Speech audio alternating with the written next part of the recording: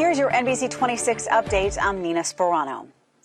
Today, President Trump signed an executive order that directs more federal money to police departments aimed at training reforms and transparency. The president signed the measure in Rose Garden ceremony, surrounded by some of the country's law enforcement leaders, including Attorney General William Barr. President Trump made clear his stance on the widely demanded defunding of local police departments and said Americans really want law and order. Under the executive order I'm signing today, we will prioritize federal grants from the Department of Justice to police departments that seek independent credentialing, certifying that they meet high standards, and in fact, in certain cases, the highest standard. That's where they do the best, on the use of force and de-escalation training. Also under this executive order, police departments must share information about officers with records of abuse, and federal funds will be funneled to support officers dealing with the homeless and people who have mental illness and substance abuse issues. Police are searching for a person who scattered racist flyers outside homes in Milwaukee and West Allis. The notes include lines like, quote, "White lives matter," and, quote, "You will not replace us." Eladio Cruz says he was doing yard work over the weekend at his home when he found one. Very disappointed. I got my children to think about it.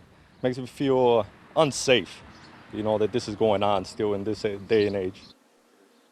Police are asking for any information on who could be leaving these flyers.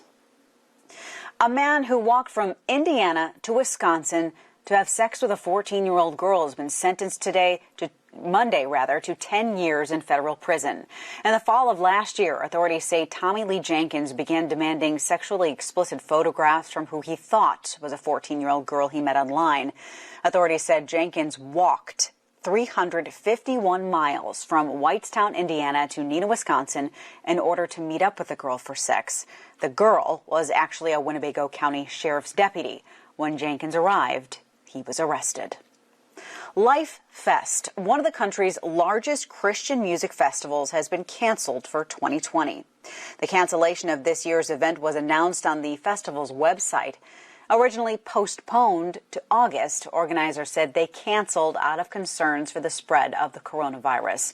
The new dates have been set for July 8th through the 10th, 2021 in Oshkosh. Now it's time for a quick check on our weather. We send it over to Chief Meteorologist Cameron Moreland.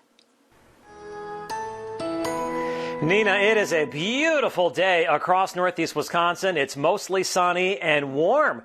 After having no 80s for almost a week, the 80s have returned. It's currently right at 80 in Green Bay. We've got lower to mid-80s further inland.